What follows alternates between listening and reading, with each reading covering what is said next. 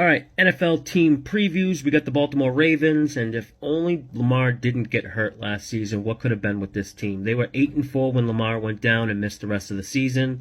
Those 4 losses were by a combined total of 8 points. They were top 5 offense with Lamar and did it versus a very tough schedule of opponent defenses. Now, without Lamar, the Ravens dropped to a bottom 7 offense, but really it wasn't just Lamar either. Last season, Baltimore was the 4th most injured team. Now, assuming they don't get riddled with injuries this season, I think they return to a top 5 offense, and it's not just because of Lamar being back either. It's new offensive coordinator Todd Monken, bringing a new look offense. Ravens have always been kind of a tight formation team that doesn't really utilize space. 62% of snaps last year had multiple tight end formations, which was the most by a huge margin of any team. Next closest team, I think, was Seattle at 42%. Monken runs this vertical type offense. He wants to spread it out, use space, change tempo, go no huddle at times.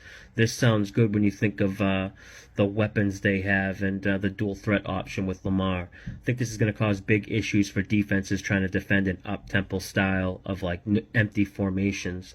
Last time Todd Monken coached in the NFL, he was the offensive coordinator for Tampa Bay in 2016.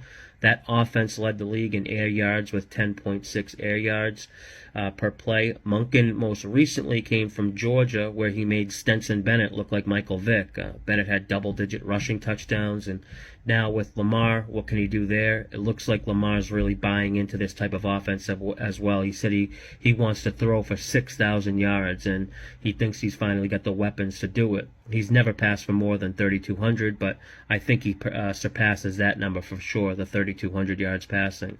Baltimore focused a lot on their wide receiving group this offseason, drafted Zay Flowers.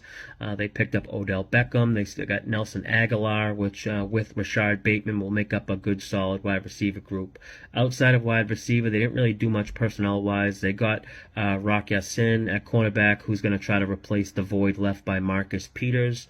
Really thought Baltimore would try and improve the pass rush more. They ranked 8th lowest in pressure rate last season. Also, something weird was happening late in games defensively with this Baltimore team. They would constantly collapse and fold in fourth quarters. In the first 3 quarters, the defense ranked 2nd best in expected points allowed, but in the 4th quarter in OT, they ranked dead last by a huge margin. They allowed a ridiculous 7 yards per play in the 4th quarter in OT last season.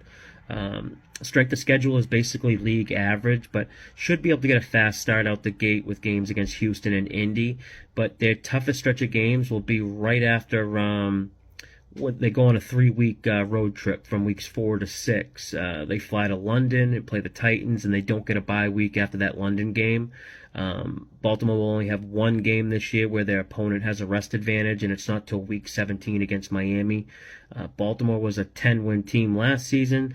Could have easily been 12-win team. I project Baltimore to win 11 games. Really like their over 9.5 win totals this season. I already bet it. Assuming they stay healthy, that's going to be the big thing. But that's it for this one. 29 more teams to go.